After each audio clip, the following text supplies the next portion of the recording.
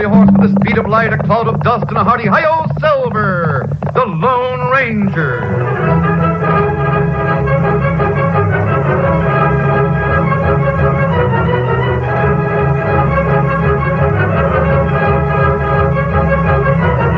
With his faithful Indian companion Tonto, the daring and resourceful masked rider of the plains led the fight for law and order in the early western United States.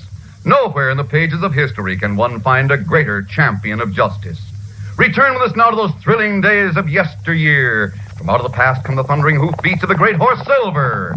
The Lone Ranger rides again. Come on, Silver! Let's go, big fellow! Hi-yo, Silver! Away!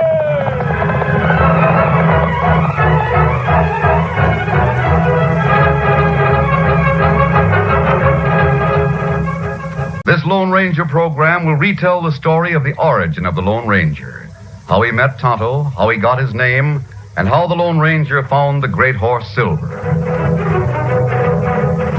This is the story of a man who buried his identity to dedicate his life to the service of humanity and country. It is the story of an American heritage, the story of the Lone Ranger.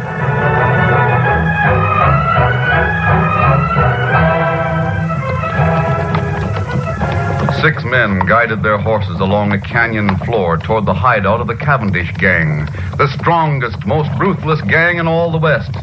The 6 were undismayed by the heavy odds against them. They were Texas Rangers. Rein up, boys. Easy. Steady, fella. We'll wait here till the scout returns. You think it was a good idea to send Collins on ahead? It was Captain Reed's younger brother who asked the question. Are you sure you can trust Collins? We have no choice. We must trust him. We've got to know if Butch Cavendish has learned that we're heading for his hideout. Well, you're the captain. Forget that for a minute. I want to speak to you brother to brother. My wife and son are coming from the east. If something happens to me and you survive, well, I know you'll take care of Danny. You know I will. If I don't survive, I'm going to count on you to resign from the Rangers and work that silver mine we've staked out. Use my share to raise my son. Your nephew. Here comes the scout, Captain. What's the word, Collins? Good news, Captain Reed. It's all clear. I scouted the rim on both sides of the canyon and found no sign of the Cavendish outfit. All right, boys. Let's go get Cavendish. Get up there. Get up. Come on now.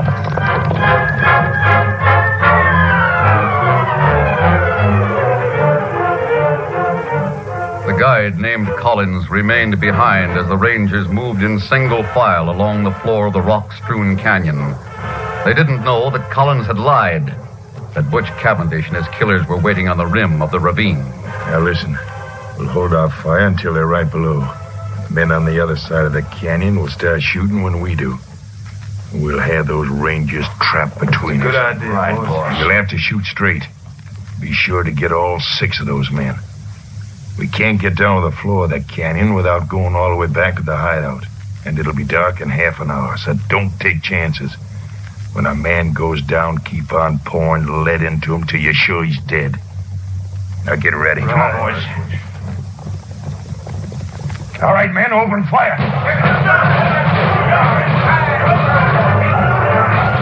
Several hits were scored with the opening volley from the outlaw's guns, but none of the wounds was fatal. 6 men swung from their saddles and spread out as they returned the fire from both sides of the canyon. They hugged the ground, taking advantage of the meager protection afforded by small rocks. Then one of the guns was silenced, but 5 returned the deadly fire from up above. Double-crossed. If any of us get out of this, we have a score to settle with that scout Collins. The captain and his brother fought side by side, while bullets from both sides of the canyon crashed into rocks close by. Jackson just been hit. You're hit. It's all right. I can still fight, but you're wounded. Dan, I'll get that one. The dirty killer. Dan, how badly are you hit? Dan, how many left? 3 of us. I'm going. And there'll be 2. You remember? Promise. My boy. Little Dan. As long as I live, I'll not forget that promise. The outlaws on the rim grew bolder when they saw that there was but one gun firing from the canyon floor. Then that gun, too, went silent.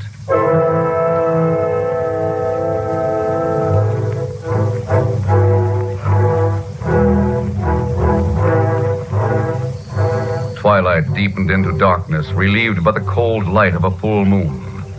And then another figure moved among the still bodies.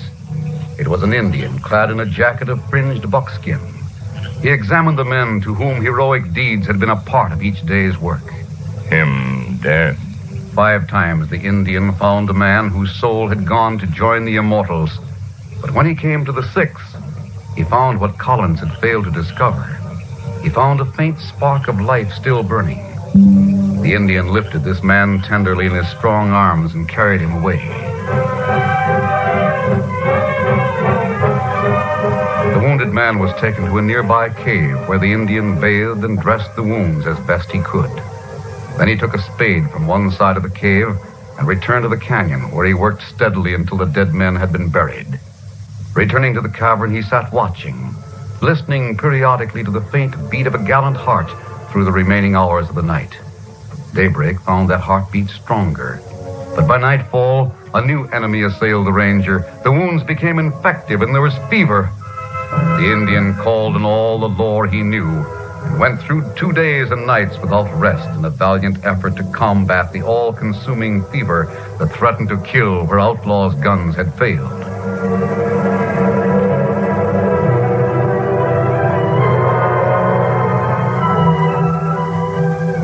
It was daybreak when the ranger opened his eyes, and for the first time the Indian saw them clear and calm. You awake? Me glad. Yes, but I... so weak. But you wounded bad. I remember an ambush. That right. Me find you in canyon. Carry you here. This is a cave? That right. Why, it's daylight. Oh, it's morning. Then I must have been unconscious all night. It 4 days since fighting canyon.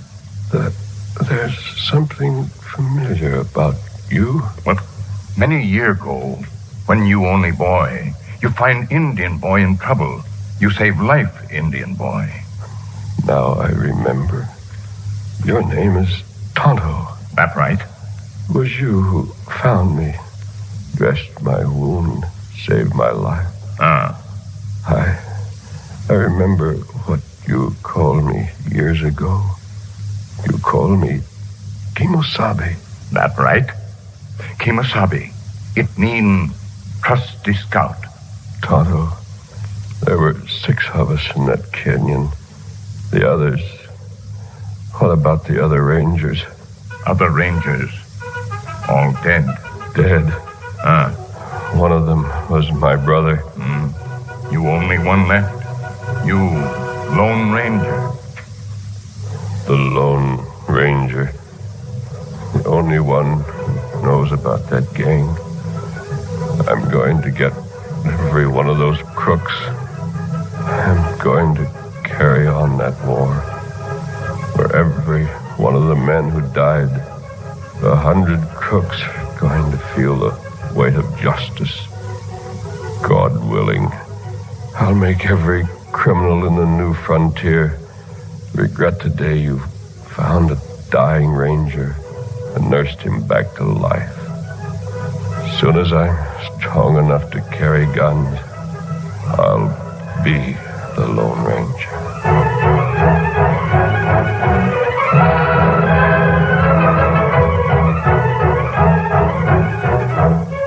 Tonto was amazed at the sudden strength that seemed to surge through the wounded man.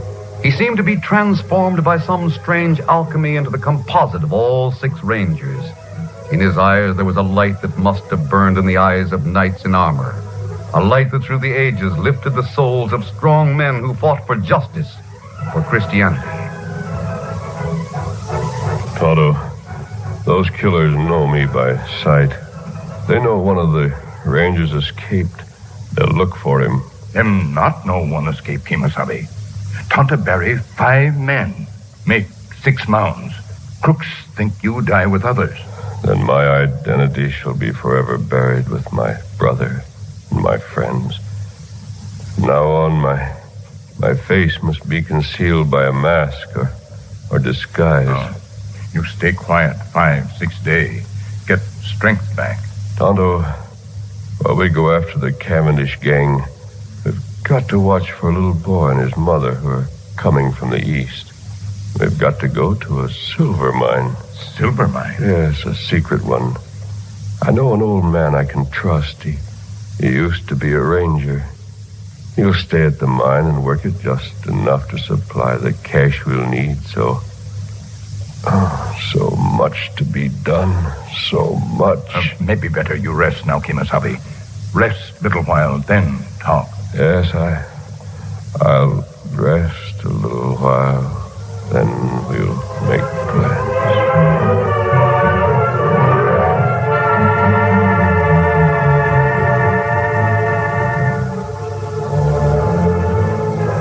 Several weeks had elapsed since the massacre in Bryant's Gap. The ranger whom Tonto had rescued had regained his strength and ridden with an old man into a remote section of the hills where a small shack concealed the entrance to a silver mine. So this is the shack you and your brother built. Yes, Jim. This is where you'll have to live and work. I'm sure sorry to hear about the death of your brother. He was a fine man. Didn't he have a little boy? Yes, Jim. Now that my brother's gone, half of this silver mine belongs to his son. Where is the boy? I don't know, but I've got to find him. I hope I can be as much to him as my brother was to me. Yeah, you and the boy will be pretty well fixed with this silver mine. All I want out of it is enough for my immediate needs. You may have the rest of my share. No. That's all right, Jim. You're entitled to it. You'll have to do all the work. And remember, you're never to reveal the fact that I have any connection with this silver mine. I have nothing to do with it. To all intents and purposes, it belongs to you. I could refine a little ore right here in the shack. That's what I want you to do, Jim. I'll come here when I need money or bullets. Bullets? Yes, I want some of the ore cast into silver bullets. Thunderation, lead bullets are good enough to get revenge against the Cavendish gang. I'll not use the bullets for revenge, Jim. I want them to be a symbol of justice by law. I want those who see them to be reminded that sooner or later every criminal will be defeated. The best justice. Yes, I made my plans carefully, Jim. I'm sure I'm right. Well, when you're starting out? As soon as Tonto arrives with strong horses.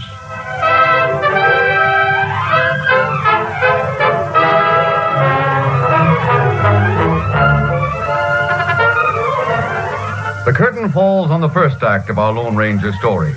Before the next exciting scenes, please permit us to pause for just a few moments.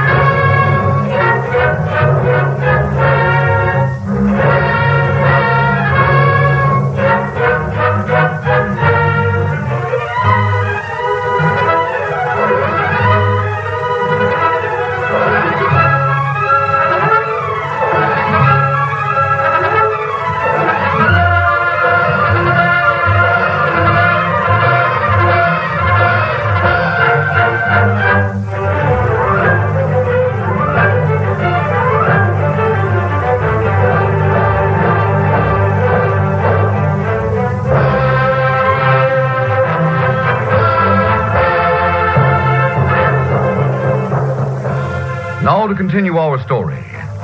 During the next few days, the man who had become the Lone Ranger helped his old friend bring ore from the tunnel and refine it into purest silver, which was cast into bullets that studded a heavy gun belt. In the meantime, he made a mask to cover the upper portion of his face. Then Tonto returned with strong horses and bad news. Indians, an outlaw gang, make raid on wagon train from east.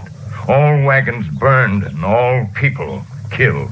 Tonto, my brother's wife and son were coming from the east on a wagon train. I wonder if it's the one that... Me fine trunk all burned. A trunk? Ah. Copper plate on trunk. Me bring it here. Show you. Their name on plate. Read. My brother's trunk. Tonto, does anyone know if there was a little boy in that caravan? Me not know. I wonder if we'll ever know. I expect you'll be starting out tomorrow. No, not tomorrow, Jim. We're starting out right now. We have a lot to do. Hit the saddle, Tonto.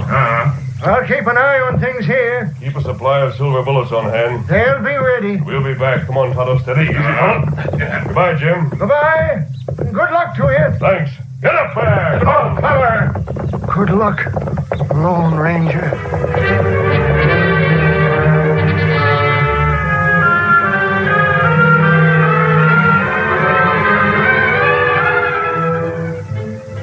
The Lone Ranger quickly captured several members of the Cavendish gang. Others knew that they were hunted men. They scattered and fled in all directions, but the masked man maintained a relentless pursuit of one after another. The trails led through several states. Collins, the faithless scout, was run to earth in Laramie. His pal was caught in Julesburg, and another of the killers was turned over to the law in Cheyenne. Months had gone by since the masked man started on his mission. Butch Cavendish himself was the only member of the gang who remained at large. He knew that he was hunted. He knew that his masked nemesis could be stopped only by death. On one occasion, the Lone Ranger had come close, but Cavendish owned the faster horse. He got away, but his escape was only temporary. With Tonto at his side, the masked man pressed on until the trail was new and sharp. We're close to Cavendish now, Kimasabi. Yes, Tonto. He can't be far ahead. Him outrun us last time. Maybe better we shoot on sight. No, I want to take him alive. Look out! Steady there, steady, boy. Over there. Killer in ambush. Him right way. He shot my horse, Tonto. Get after him. Get him up, feller!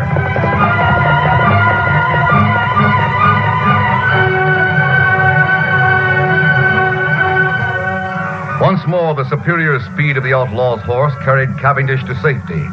When Tonto returned from the futile chase, the masked man stood beside his dead horse. A good horse, Tonto. Loyal, faithful, and brave. But my next horse must be faster. I wish that... Tonto, we've heard stories of a wild horse. A fiery white stallion. Him seen near valley. Over that way. Yes, Cavendish went that way. We'll be on the lookout for the wild horse as well as a man.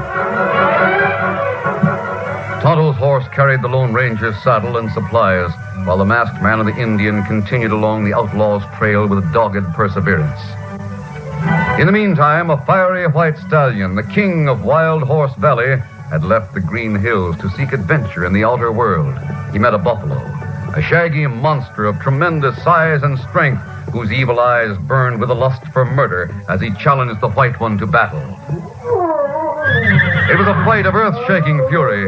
The sun flashed from the sleek body of the white one as he dodged and sidestepped charge after charge, then reared high to strike at the infuriated adversary. He was nimble and courageous, but his strength began to wane as the battle went on. The buffalo charged again and again. The splendid muscles of the white one were slower in responding, then too slow. He was caught by the shaggy monster's charge. Wet crimson stained his pure white coat. Another charge. The white one saw it coming, and he couldn't dodge. He staggered and fell. The monster drew back.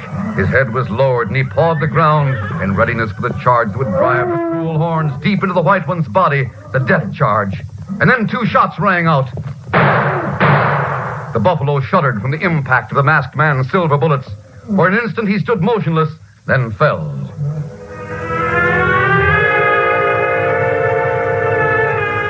Cruelly battered and bruised, the white stallion lay quietly, but his soft eyes watched every move as the Lone Ranger bathed his wounds and wiped the dust from his delicate nostrils with a damp cloth. For a long time he rested, then scrambled to his feet. Me get rope. Him run away. No, wait, Tonto. But him go. Let him go. I like that horse more than anything in the world. But he deserves his freedom. He fought for it. Him stop. Yes, he's turned. He's looking at us. See how white he is? Him silver white. Silver. That would be a name for him. Here, Silver! Him plenty wild. Tonto, he's coming toward us. Silver, you beauty. Tonto, hand me a halter. If you could only know how badly we need him. Steady there. Steady, Silver. Oh, him let you use halter. The saddle, Tonto. No horse like that take saddle. Never was a horse like this.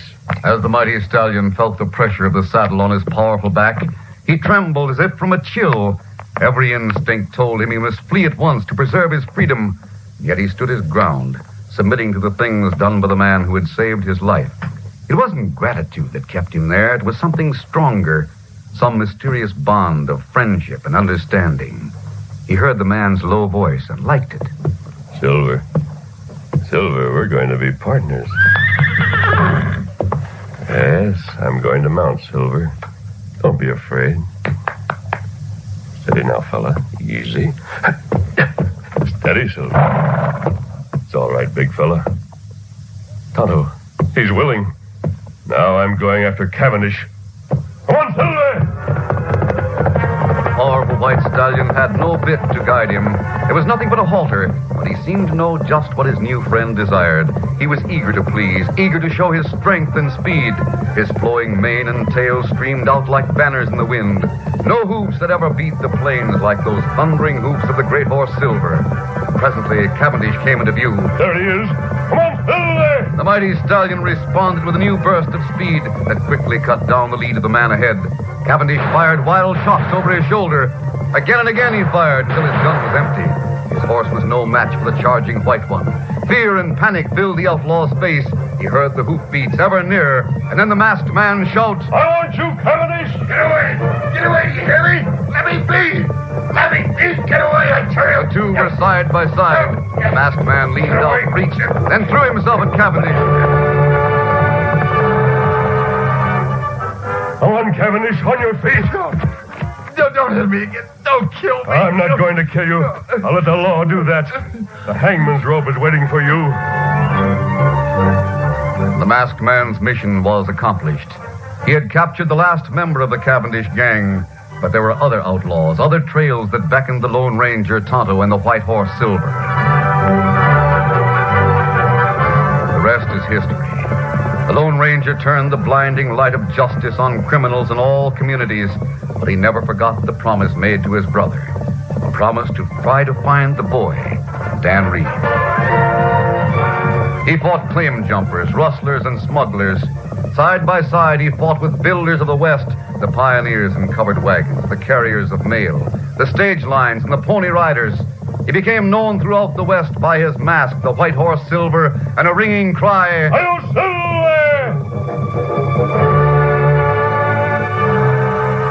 His adventures took him to the high border country, where he fought and conquered men who sought to rob an old lady and her adopted grandson. It must have been fate that guided him there and took him to the side of the woman's deathbed, where he learned about the 14-year-old boy whom she had found as a baby, the only survivor of an Indian attack. She handed him a locket that had been about the baby's neck.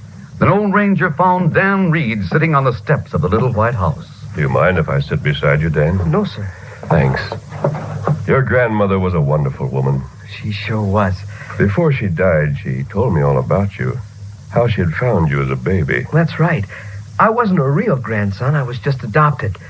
My right name is Dan Reed. Yes, I know. I saw the pictures of your mother and father in this locket. Dad was a ranger, a captain. Yes, I was with him when he was killed. In fact, I promised him I'd try to find you. You did? Dan, how would you like to go with me? You mean travel with you all the time? Yes. Oh, golly. I can't think of anyone I'd rather be with. But why are you doing this for me? Because, Dan, your father was my brother. I'll tell you about him and what he left you. Your father was one of the men among whom uncommon valor was a common virtue. Those men have handed down a great heritage, which you and others like you must protect and preserve. It's the heritage of every American. The right to live as free people in a land where there is true equality of opportunity. But it is your duty to be eternally vigilant, prepared at all times to fight those who dare to challenge our way of life. And you must build. It is your duty to make of this a greater nation, to build homes and farms and villages, mills, factories, and great cities. Property is the fruit of labor. That some should be rich shows that others may become rich, and hence is just encouragement to industry and enterprise. Abraham Lincoln said, Let not him who is houseless pull down the house of another, but let him labor diligently and build one for himself, thus by example assuring that his own shall be safe from violence when built. You have for your own a great nation, together with the will, the heart, the courage to make it even greater. This is your heritage, Dan. This is the heritage of every American.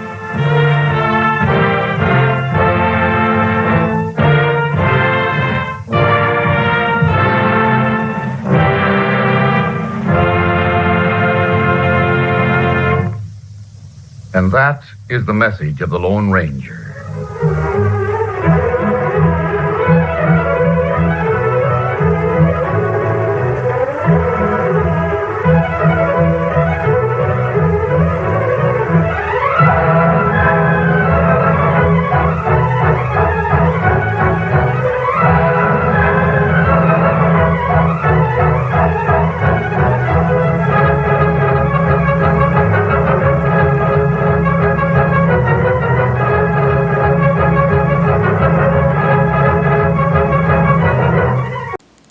Until next time, this is John.